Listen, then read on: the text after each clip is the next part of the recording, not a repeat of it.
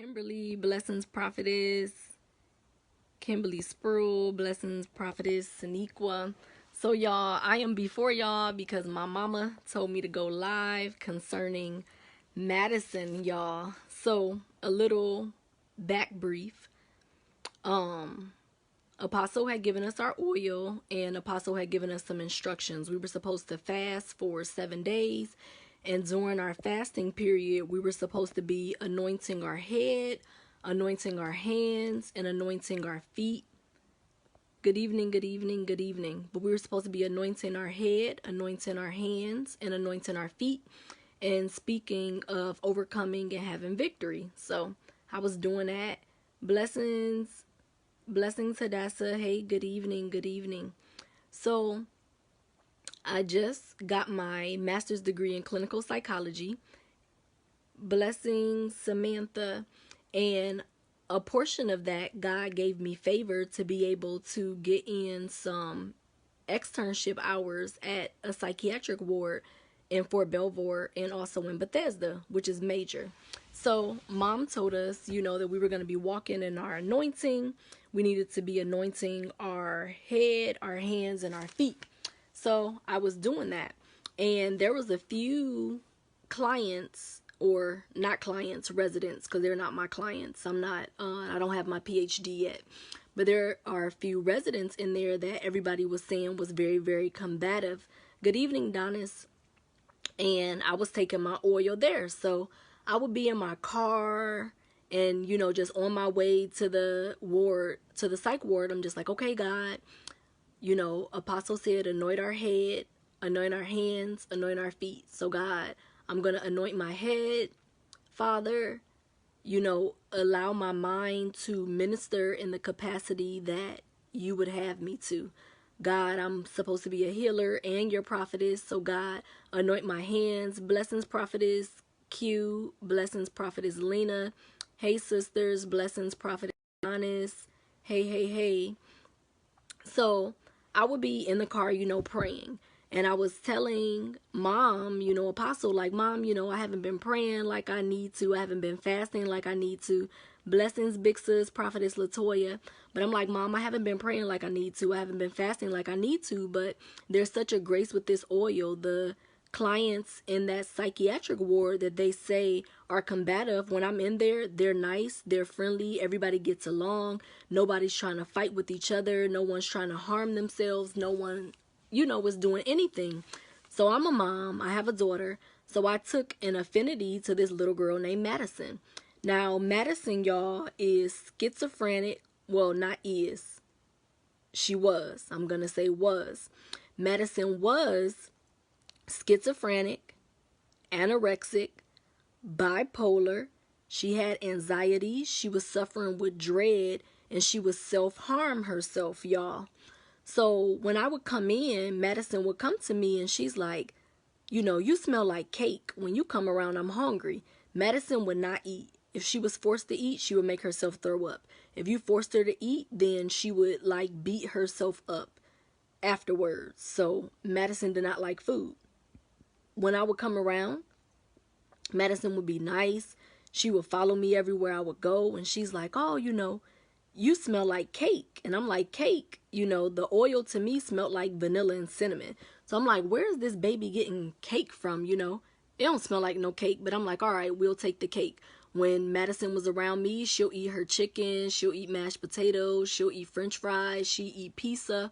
And I would make sure that I would stay and talk with her and be there for a while. So I'm there for like 3, 4, 5, 6 hours. So the food is fully digesting. She's really eating. And, then after she'll eat, she'll be like, okay, can you stay for a while so I could take a nap? She wasn't sleeping. And she was telling me, normally when I see people that come into this psych ward, I see them, they look mean, they look evil, and they have a blackish, grayish tint to them with red eyes. And I'm like, Madison, those are demons. So I was talking to her about spiritual warfare. So now, y'all, I'm being slick with it. I have my lotion. And I'm like, oh, I'm just going to give you some lotion after you wash your hands. So I'm taking mom's oil and, rubbing it on that baby's hands. Taking mom's oil and, rubbing it on her head. So I'm applying the oil to her, and I'm just like, God, you know, whatever it is that she's seeing, God, begin to give her peace. So, you know, she began to eat, she began to sleep. I came more, me and her talk more, and she was like, you know, whoever gave you that oil, they're very, very, very special. That's a very special person, whoever gave you that cake scent, because whenever you come in here with that cake scent, it makes me hungry and I feel at peace. That cake scent, you know, makes me want to eat. That cake scent allows me to be able to sleep. That cake scent, you know, makes me want to live, y'all. A baby is saying she wants to live because of the oil and the anointing that's on mom's life. She was getting peace. She was saying that she was seeing light figures, which would be the angels, but she was seeing white figures that had a light and a glow that made her feel calm, which lets me know that that anointing oil that mom gave us, that I was putting on her, that I was putting on me, that I was using because of being obedient to the instructions. Because like I said, I was in no way, shape, or form praying and fasting like I needed to for me to be able to contend with principal spirits. But because of my obedience to my apostle, because of my submitting to my spiritual mom, the grace and the mantle on my spiritual mom was on me. Not because I was worthy, and definitely not because of me, but because of my obedience. So when they say obedience is better than sacrifice, y'all, you better believe that it is. So medicine began to progress. And the psych ward that I was at with those kids are for stage 4 and stage 5. If she's eating, that makes her stage 3. If she's not combative, that makes her stage 2. If she's sleeping now like she needs to and she's not up, you know, in the middle of the night with sleep apnea and those things, then that makes her stage 1. So they began to say that they were going to move her from Virginia and that they were going to take her to Seattle, Washington. So the parents were like, well, she's making progress. We're going to need some of that oil, you know, that you've been putting on her, and we'll just put 1 or 2 drops on her every day so all can be well. So I ended up giving them half of my bottle of my Covita oil that mom gave us. And I'm still in contact with them maybe every other month, and they let me know that she's progressing to the point where in Seattle, blessings big sis prophetess Sharice, where in Seattle, they're going to take her out of the psychiatric ward. Like, she's no longer going to need to be there. So because of the oil, because of mom praying, because of mom fasting, that baby is not schizophrenic no more. She is in her right mind. That baby is not anorexic anymore. Medicine and put on weight, y'all. She a little chunky monkey. Medicine been eating, but she eats now. She's no longer bipolar. She is not in mania and depression. She's not having the high highs and the low lows. Her mind is literally stabilized. She's no longer anxious.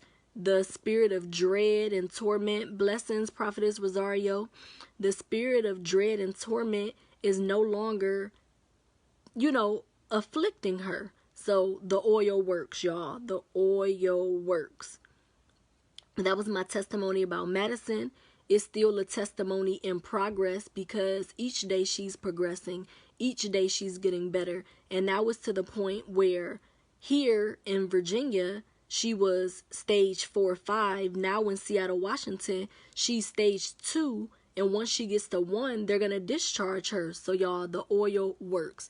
The oil works even if you're not worthy. Because like I told y'all, I was not praying and fasting like I was to be able to contend with those demons. Schizophrenia is a demon. Anxiety is a demon. Dread is a demon. Violence is a demon. Self-mutilation is a demon.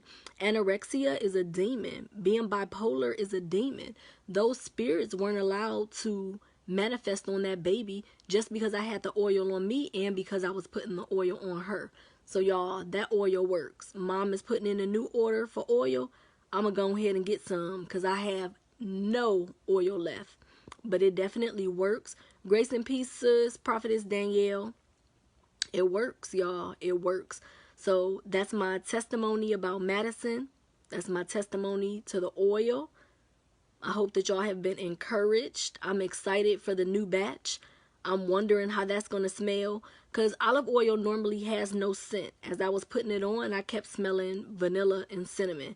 But when I was putting it on that baby, she was smelling cake And because of that cake smell, whatever that scent was that God triggered in her brain, it really reset her brain, it reset her heart, it reset her spirit to be able to reset her soul. Now she's in a place where she'll be able to receive the love of God, and she'll be able to tell people eventually, because I'm praying that she leaves that psychiatric ward in Seattle, Washington, now that they move, but she'll be able to minister to others of the gospel of Jesus Christ. And Mom said that she is a prophet.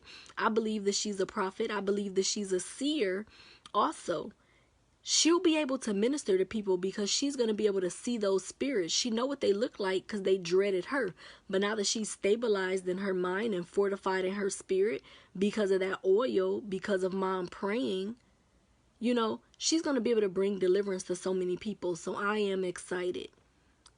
Just be obedient to the instructions that our leader is giving us, y'all, and have faith in what our leaders say.